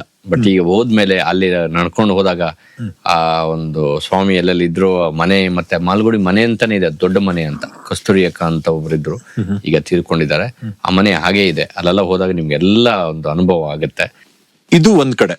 ಮತ್ತೊಂದ್ ಕಡೆ ನನಗೆ ಬಹಳ ಇಷ್ಟ ಆಗೋದೇನಂದ್ರೆ, ಪವರ್ ಸ್ಟಾರ್ ಪುನೀತ್ ರಾಜ್ಕುಮಾರ್ ಅವರೊಟ್ಟಿಗೆ ತಾವು ಒಂದು 4-5 ದಿನ ಕಳೀತೀರಾ ಶೂಟ್ ಮಾಡ್ಬೇಕಾದ್ರೆ, ಗಂಧದ ಗುಡಿ ಶೂಟ್ ಮಾಡ್ಬೇಕಾದ್ರೆ. ಒಂದು ಅವರ ವ್ಯಕ್ತಿತ್ವ, ಎರಡನೇದು ಏನ್ ಶೂಟ್ ಮಾಡಿದ್ರಿ, ಮತ್ತೆ ಅವ್ರಿಗೆ ಹಾವು ಅಂದ್ರೆ ಸಿಕ್ಕಾಪಟ್ಟೆ ಭಯ, ಅದ್ ಹೆಂಗ್ ನೀವು ಅವ್ರನ್ನ ಸಂಭಾಳಿಸಿದ್ರಿ ಅಂತ. ತುಂಬಾ ಸಂತೋಷ ಆಯ್ತು ಅವ್ರನ್ನ ಮೀಟ್ ಮಾಡಿದಾಗ. ಅಫ್ಕೋರ್ಸ್ ಅವ್ರ ಬಗ್ಗೆ ತುಂಬಾ ಕೇಳಿದ್ದೆ, ಅವ್ರ ಚಿತ್ರಗಳೆಲ್ಲ ನೋಡಿದ್ದೆ, ಬಟ್ ಪರ್ಸನಲ್ ಆಗಿ ನಾನು ಯಾವಾಗ್ಲೂ ಮೀಟ್ ಮಾಡಿರಲಿಲ್ಲ. ಅವ್ರು ಫಸ್ಟ್ ಟೈಮ್ ಬಂದಾಗ ಐ ಕುಡ್ ಕನೆಕ್ಟ್. ನಾವು ತುಂಬಾ ಕುತ್ಕೊಂಡು ಮಾತಾಡ್ತಾ ಇದ್ದೆ ಶೂಟ್ ಟೈಮಲ್ಲಿ. ಈ ತರ ಗ್ಯಾಪ್ ಇದ್ದಾಗೆಲ್ಲ we would sit and discuss. ಮತ್ತೆ ಈ ಶೂಟಿಂಗ್ ಆದ್ಮೇಲೆ ಸಂಜೆ ಊಟಕ್ಕೆ ಮುಂಚೆ ನಾವು ಕುತ್ಕೊಂಡು ಆರಾಮಾಗಿ ಮಾತಾಡ್ತಾ ಇದ್ವಿ. ತುಂಬಾ ವಿಷಯ ತಿಳ್ಕೊಂಡೆ. ಅವ್ರಿಗೆ ಹಾವು ಅಂದ್ರೆ ತುಂಬಾನೇ ಭಯ, ನೀವು ಹೇಳ್ದಂಗೆ. ಮತ್ತೆ ಸ್ಟಾರ್ಟ್ ಮಾಡಿದ್ದು ಆಗುಂಬೆಯಲ್ಲಿ ಅವರು ಅವ್ರ ಕಾಡು ನೋಡಿ ತುಂಬಾನೇ ಆಶ್ಚರ್ಯಪಟ್ರು. ಈ ತರ ಇಷ್ಟು ಚೆನ್ನಾಗಿದೆಯಾ ಕಾಡು, ನಾನು ನೋಡೇ ಇಲ್ಲ ಈ ತರ ಅಂದು. ನಾನು ಬೇರೆ ಬೇರೆ ದೇಶದಲ್ಲೆಲ್ಲ ನೋಡಿದ್ದೀನಿ, ಬಟ್ ನಮ್ಮ ದೇಶದಲ್ಲಿ ಈ ತರ ಒಂದು ಕಾಡ್ ಇದೆಯಾ ಅಂತ ಅವ್ರಿಗೆ ತುಂಬಾನೇ ಆಶ್ಚರ್ಯ ಆಯ್ತು. ಸೊ ಗಂಧದ ಗುಡಿ ಶೂಟಿಂಗ್ ಶುರು ಆಗಿದೆ ನಿಮ್ ಜಾಗದಿಂದ? ಶುರು ಆಗಿದ್ದು ನಮ್ಮ ಜಾಗದಲ್ಲಿ. ಓಕೆ. ಅವ್ರು ಬಂದಾಗ ತುಂಬಾನೇ ಆಶ್ಚರ್ಯ ಪಟ್ರು, ಆ ಕಾಡು ಅದು ನೋಡ್ಲಿಕ್ಕೆ ಏನೋ ಇಷ್ಟು ದೊಡ್ಡದಿದೆಯಾ ಅಂತ. ಮತ್ ಹಾವು ಅಂದ ತಕ್ಷಣ ಅವ್ರಿಗೆ ತುಂಬಾನೇ ಭಯ. ಮತ್ ತುಂಬಾ ಮುಖ್ಯ ಏನಂದ್ರೆ ಅವ್ರ ತಂದೆ ಬಗ್ಗೆ, ಡಾಕ್ಟರ್ ರಾಜ್ಕುಮಾರ್ ಅವ್ರ ಬಗ್ಗೆ ತುಂಬಾನೇ ಮಾತಾಡಿದ್ರು. ಅವರು ಮಾತಾಡಿದ್ರು, ನಾನು ಅವ್ರ ಚಲನಚಿತ್ರಗಳೆಲ್ಲ ನೋಡಿದೀನಿ. ನಾವೆಲ್ಲ ಗಂಧದ ಗುಡಿ ಹಳೆ ಫಿಲ್ಮ್ ಎಲ್ಲ ನೋಡಿ ಇನ್ಸ್ಪೈರ್ ಆಗಿರೋದು. ಅದು ನಮ್ಮ ಯಾವ್ದೋ ಒಂದು ಚಿತ್ರದಲ್ಲಿ ಒಂದು ಶಾರ್ಟ್ಸ್ ಬರುತ್ತೆ, ಆನೆಗಳು ಬಂದು ಇವ್ರನ್ನ ತುಳಿಯೋ ತರ ಎಲ್ಲ, ಭಕ್ತ ಪ್ರಹ್ಲಾದ, ಅದರಲ್ಲಿ ಹಾವುಗಳದ್ದು ಬರುತ್ತೆ. So he was very scared ಅಂತ ಹೇಳ್ತಾ ಇದ್ರು. ಆ ಭಯ ಇವಾಗ್ಲೂ ಇದೆ ಅಂತ ಹೇಳಿದ್ರು. ಬಟ್ ನನ್ ಜೊತೆ 4 ದಿನ ಇದ್ದಾಗ ಆ ಚಿತ್ರದಲ್ಲಿ ಹೇಳ್ತಾರೆ ನೋಡಿ, 2 ದಿನ ಇದ್ದು ನನಗೆ ಅಭ್ಯಾಸ ಆಗ್ಬಿಟ್ಟಿದ್ಯಾ ಅಂತ. ಹಸಿರಾವು ಅವರು ನೋಡಿದ್ರು, ಅವ್ರು ತುಂಬಾ ಇಷ್ಟ ಆಯ್ತು, ಸ್ವಲ್ಪ ಟಚ್ ಮಾಡಿದ್ರು, ಅದೆಲ್ಲ ಮುಟ್ಟಿದ್ರು. ಅವ್ರಿಗೆ ಆ ಭಯ ಅವಾಗ ಹೋಯ್ತು ಅವ್ರಿಗೆ. ಇಷ್ಟೇನಾ, ಏನ್ ಡೇಂಜರ್ ಇಲ್ವಾ? ಇಲ್ಲ, ಏನ್ ಡೇಂಜರ್ ಇಲ್ಲ. ಮತ್ತೆ ಕಾಳಿಂಗ ಸರ್ಪನು ನಮ್ಮ ಜೊತೆ ರೆಸ್ಕ್ಯೂ ಮಾಡಿದಾಗ ಬಂದಿದ್ರಲ್ಲ, ನಾವು ಎಷ್ಟೇ ಹೇಳಿದ್ವಿ ಅವ್ರಿಗೆ, ಆದ್ರೆ ನೀವು ಆ ಫಿಲ್ಮ್ ಡಾಕ್ಯುಮೆಂಟರಿ ನೋಡಿದ್ರೆ ಅವ್ರ ಫ್ರೇಮ್ ಇಂದಾನೆ ಆಚೆ ಹೋಗ್ಬಿಟ್ಟಿದ್ದಾರೆ. ಯಾಕಂದ್ರೆ ಹಾವೇ ಒಂದು 10-11 ಅಡಿ ಇತ್ತು. ನಾನು ಆಗಾಗ ಅಮೋಘ ವರ್ಷ ಕಾಣಿಸ್ಕೊಳ್ತಾರೆ, ಪುನೀತ್ ಅವರು ಫ್ರೇಮಲ್ಲೇ ಇಲ್ಲ, ಯಾಕಂದ್ರೆ ಅವರು ತುಂಬಾ ದೂರ ಹೊರಟೋಗ್ತಾ ಇದ್ರು. ಯಾವ ಆಂಗಲ್ ಅಲ್ಲಿ 3 ಕ್ಯಾಮ್ರಾದಲ್ಲೂ ಅವ್ರು ಕಾಣಿಸ್ತಾ ಇರ್ಲಿಲ್ಲ. ಬಟ್ ಸಮವ್ ಈ ಡಿಡ್ ಇಟ್. ಅಷ್ಟು ಭಯ ಇದ್ರು ಧೈರ್ಯವಾಗಿ ನನ್ನ ಜೊತೆ ಇದ್ಕೊಂಡು ಕಂಪ್ಲೀಟ್ ಆಗಿ ಹಾವು ಹಿಡಿಯೋದು ಮತ್ತೆ ತಗೊಂಡೋಗಿ ಕಾಡಲ್ಲಿ ಬಿಡೋದು ಎಲ್ಲ ಮಾಡಿದ್ರು ನನ್ನ ಜೊತೆ. So that we have to appreciate. ಹಿಂದಿನ ಕಾಲದಲ್ಲಿ ಜನ ಸರ್ ಬಯೋರು ಏನಂದ್ರೆ, ಏನಪ್ಪಾ ನೀನ್ ಓದ್ಲಿಲ್ಲ ಅಂದ್ರೆ ಏನು ಹಾವು ಹಿಡಿಯೋಕ್ ಹೋಗ್ತೀಯ ಅಂತ ಕೇಳೋರು. ಅಂದ್ರೆ ಅಷ್ಟು ಪ್ರೊಫೆಷನ್ಗೆ ಇದ್ದಂತಹ ಗೌರವ ಸಿಗ್ತಾ ಇರ್ಲಿಲ್ಲ ಆಗಿನ ಕಾಲದಲ್ಲಿ. ಹಾವು ಹಿಡಿಯೋರು ಇಲ್ಲ ಅಂದ್ರೆ ಇವರೆಲ್ಲಿಗೆ ಹೋಗೋರು? ನೀವು ನಿಮ್ ಮನೆಗೆ ಹೋಗಿ, ಅಮ್ಮ ನಾನು ಹಾವು ಹಿಡಿತೀನಿ, ಅದ್ರ ಸಂರಕ್ಷಣೆ ಮಾಡ್ತೀನಿ, ಅದ್ರ ಪಕ್ಕ ನಾನು ಮಲ್ಕೊಂತೀನಿ, ಅದ್ರ ರಿಸರ್ಚ್ ಮಾಡ್ತೀನಿ ಅಂದಾಗ ನಿಮ್ ತಂದೆ ತಾಯಿ ರಿಯಾಕ್ಷನ್ ಹೆಂಗಿತ್ತು? ತುಂಬಾ ಡಿಸಪಾಯಿಂಟ್ ಆಗಿದ್ರು. ಯಾಕಂದ್ರೆ ನಾನು ಚೆನ್ನಾಗಿ ಓದ್ತಾ ಇದ್ದೆ. ಸೊ ದೇ ಥಾಟ್ ನಮ್ದು ಫಸ್ಟ್ ಜನರೇಷನ್, ನಮ್ ತಂದೆ ಬಂದು ಎಕ್ಸ್ ಆರ್ಮಿಯಲ್ಲಿ ಇದ್ರು. ಅವ್ರು ಈ was part of that India Bangladesh Pakistan war 1971 ನಲ್ಲಿ. ಸೊ ಅವ್ರಿಗೆ ನಾವ್ ಯಾರಾದ್ರೂ ಏನೋ ಇದಕ್ಕೆ ಆರ್ಮಿಗೆ ಹೋಗ್ತೀವಿ, ದೇಶನ ರಕ್ಷಣೆ ಮಾಡ್ತೀವಿ ಅಂತ ಅವ್ರಿಗೆ ತುಂಬಾನೇ ಆಸೆ ಇತ್ತು. ಬಟ್ ಇದು ಒಂದ್ ರೀತಿಯಲ್ಲಿ ದೇಶ ಸೇವೆನೇ ಅಲ್ವಾ, ಕಾಡದ ಬಗ್ಗೆ. ಬಟ್ ಅವ್ರಿಗೆ ಅರ್ಥ ಆಗ್ತಾ ಇರ್ಲಿಲ್ಲ, ಆ ಪ್ರೊಫೆಷನ್ ಬಗ್ಗೆ ಅಷ್ಟು ನಾಲೆಜ್ ಇರ್ತಾ ಇರ್ಲಿಲ್ಲ. ಸೊ ಪರ್ಸನಲ್ ಆಗಿ ನನ್ನ ಕರ್ಕೊಂಡೋಗಿ ನೇವಿಗೆಲ್ಲ ಸೆಲೆಕ್ಷನ್ ನಾನು ಆಲ್ಮೋಸ್ಟ್ ಆಗ್ಬಿಟ್ಟಿದ್ದೆ. ಬೇಕಂತಾನೆ ಎಕ್ಸಾಮ್ ಅಲ್ಲಿ ಫೇಲ್ ಆಗಿ, ರಿಟರ್ನ್ ಎಕ್ಸಾಮಿನೇಷನ್, ಯಾಕಂದ್ರೆ ನನ್ನ ಕೈಯಲ್ಲಿ ಇದ್ದಿದ್ದರಿಂದ ಫೇಲ್ ಆಗ್ಬಿಟ್ಟೆ. ಅದರಿಂದ ನಾನು ಆ ಪ್ರೊಫೆಷನ್ಗೆ ಹೋಗಿಲ್ಲ. ಈ ಪ್ರೊಫೆಷನ್ ಮಾಡಬೇಕು ಅಂತ ನೇವಿ ಕೆಲ್ಸಕ್ಕೆ ಹೋಗ್ಲಿಲ್ಲ ನಾನು. ಸೊ ಪ್ರೊಫೆಷನ್ ಅಂದಾಗ ಆ ಟೈಮಲ್ಲಿ ಡಾಕ್ಟರ್, ಇಂಜಿನಿಯರ್, CA, ಅಕೌಂಟೆಂಟ್ ಇಷ್ಟು ಮಾತ್ರ ಇತ್ತು. ಇಲ್ಲ ಬಿಸ್ನೆಸ್ ಅಷ್ಟೊಂದು ಎನ್ಕರೇಜ್ ಮಾಡ್ತಾ ಇರ್ಲಿಲ್ಲ. ಸೊ ನನಗೆ ಡಾಕ್ಟರ್ ಆಗ್ಲಿಕ್ಕೂ ಇಷ್ಟ ಇರ್ಲಿಲ್ಲ, ಇಂಜಿನಿಯರ್ ಆಗೋಕ್ಕೂ ಇಷ್ಟ ಇರ್ಲಿಲ್ಲ. ಬಟ್ ಕಾಡಲ್ಲಿರ್ಬೇಕು, ಪ್ರಾಣಿಗಳ ಬಗ್ಗೆ ಕಲಿಬೇಕು, ಅದ್ರ ಜೊತೆ ಕೆಲಸ ಮಾಡಬೇಕು, ಕ್ಯೂರಿಯಾಸಿಟಿ ಇತ್ತು ಓದ್ಲಿಕ್ಕೆ, ಏನೋ ಅದ್ರ ಬಗ್ಗೆ ತಿಳ್ಕೋಬೇಕು ಅಂತ.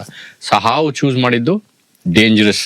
ನನಗೆ ಎನರ್ಜಿ ತುಂಬಾ ಇರೋದ್ರಿಂದ, ಡೋಪಮಿನ್ ಜಾಸ್ತಿ ಬರೋದ್ರಿಂದ ಕಿಂಗ್ ಕೋಬ್ರಸ್ ಇದ್ರೆ ಚೆನ್ನಾಗಿರುತ್ತೆ ಅಂತ ನಾನು ಈ ಒಂದು ಪ್ರೊಫೆಷನ್ ಚೂಸ್ ಮಾಡ್ಕೊಂಡೆ.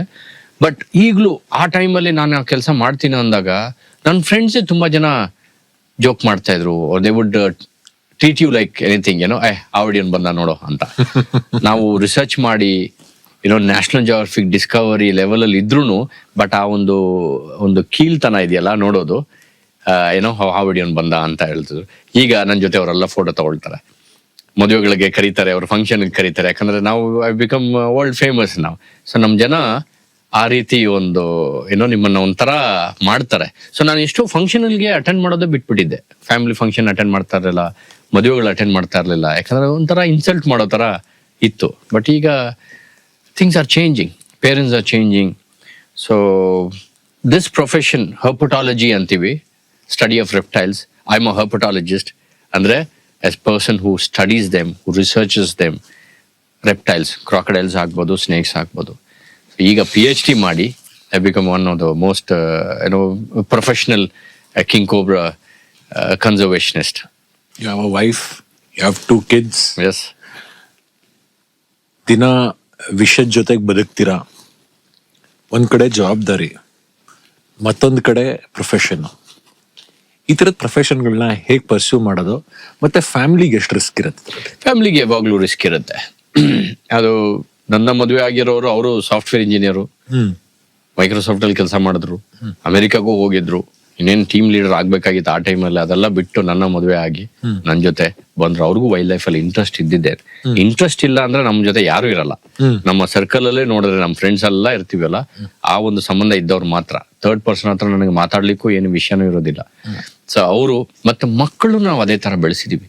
ಅವ್ರು ನಂತರನೇ ಕಾಳಿಂಗ ಸರ್ಪದ ರಿಸರ್ಚರ್ಸ್ ಸೈಂಟಿಸ್ಟ್ ಆಗ್ಬೇಕು ಅಂತ ನಾನು ಹೇಳಿಲ್ಲ. ನಮ್ಮ ಮಗ ಆರ್ಟಿಸ್ಟ್, ಒಳ್ಳೆ ಆರ್ಟ್ ಬರೀತಾನೆ, ಡ್ರಾಯಿಂಗ್ ಬರೀತಾನೆ. ನನ್ನ ಮಗಳಿಗೆ ಹಾರ್ಸ್ ರೈಡಿಂಗ್ ಇಷ್ಟ, ಫ್ಯಾಷನ್ ಇಷ್ಟ.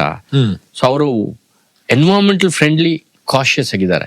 ಪ್ಲಾಸ್ಟಿಕ್ ತಿಂದಿದ ತಕ್ಷಣ ಕಾರಿಂದ ಆಚೆ ಬಿಸಾಕೋದಿಲ್ಲ. ಬ್ರಷ್ ಯೂಸ್ ಮಾಡೋದು ನಮ್ದು wooden brush, bamboo brush, plastic use ಮಾಡೋದಿಲ್ಲ. ವೆರಿ ಕಾನ್ಶಿಯಸ್ಲಿ ಡೆವಲಪ್ ಮಾಡಿದೀವಿ ಅವ್ರನ್ನ. ನೀರ್ ವೇಸ್ಟ್ ಮಾಡೋದಿಲ್ಲ. ಒಂದು ಪ್ರಾಣಿ, ಒಂದು ಇರುವೆನಾದ್ರೂ ಅವರು ಸಾಯಿಸೋದಿಲ್ಲ. So do you think it is the right time to bring wildlife education in schools today? Definitely. You want fresh air? You want fresh water? But you don't know. ನೀವು ಎಲ್ಲಿಂದ ಬರ್ತಾ ಇದೆ ಅಂತ ಕಲಿಯೋದಿಲ್ಲ ಅಲ್ವಾ? ಮರಗಳ ಕಡಿದು ಬಿಡ್ತೀವಿ, ಆಕ್ಸಿಜನ್ ಎಲ್ಲಿಂದ ಬರುತ್ತೆ? ಅದನ್ನ ಟೆಕ್ಸ್ಟ್ ಬುಕ್ ಅಲ್ಲಿ ಮಾತ್ರ ಓದಿಸ್ತಾ ಇದೀವಿ. ಅದೊಂದು ತುಂಬಾ ದೊಡ್ಡ ತಪ್ಪು ನಮ್ಮ ದೇಶದಲ್ಲಿ. ಎಜುಕೇಶನ್ ಸಿಸ್ಟಮ್ ಟೆಕ್ಸ್ಟ್ ಬುಕ್ ಅಲ್ಲಿ ಓದ್ತಾರೆ, ಎಕ್ಸಾಮ್ ಬರೀತಾರೆ, ಮಾರ್ಕ್ಸ್ ತಗೊಳ್ತಾರೆ. ಅದನ್ನ ಫೀಲ್ ಮಾಡೋದಿಲ್ಲ. ಟಾಯ್ಲೆಟ್ ಯೂಸ್ ಮಾಡೋದ್ರಿಂದ ಎಷ್ಟು ನೀರು ನಾವು ಯೂಸ್ ಮಾಡ್ತೀವಿ, ಯಾವ ರೀತಿ ಬ್ರಷ್ ಮಾಡ್ತೀವಿ, ನೀರನ್ನ ಹೆಂಗ್ ಕನ್ಸ್ಯೂಮ್ ಮಾಡ್ತೀವಿ, ಎಷ್ಟು ಕನ್ಸರ್ವ್ ಮಾಡ್ತೀವಿ, ಈ ವಿಷಯಗಳು ತಿಳಿಸ್ಬೇಕು ಅವ್ರಿಗೆ. ಬರೀ ಮ್ಯಾಥಮೆಟಿಕ್ಸ್, ಸಾಫ್ಟ್ವೇರ್ ಇಂಜಿನಿಯರ್ ಮಾಡಿಸ್ಬಿಟ್ಟು ಲಕ್ಷಾಂತರ ರೂಪಾಯಿ ಅವ್ರಿಗೆ ಸಂಬಳ ಬಂದ್ರು ನೀರಿಲ್ಲ ಅಂದ್ರೆ ಅವ್ರು ಏನ್ ಮಾಡ್ತಾರೆ? ನಾಗರಿಕತೆ ಅನ್ನೋದು ಮನುಷ್ಯನ ಅನಾಗರಿಕನಾಗಿ ಮಾಡ್ತಾ ಇದೆಯಾ ಅನ್ನೋದು ನಮಗೆ ನಾವು ಒಂದ್ಸಲಿ ಕೇಳ್ಕೋಬೇಕಾದಂತಹ ಪ್ರಶ್ನೆ.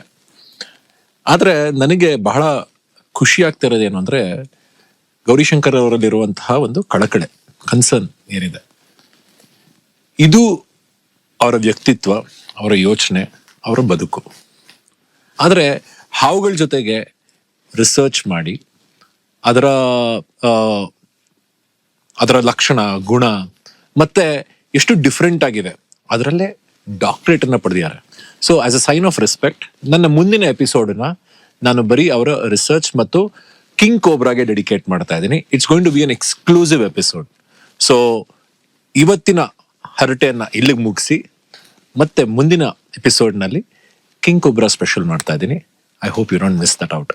ಮತ್ತೆ ವಾಪಸ್ ಬರೋಣ ನಾಯಕ ವಿತ್ ವಿನಾಯಕನಲ್ಲಿ. Until then, Vinayak Joshi and Gowri Shankar, miss me, bless me, love you.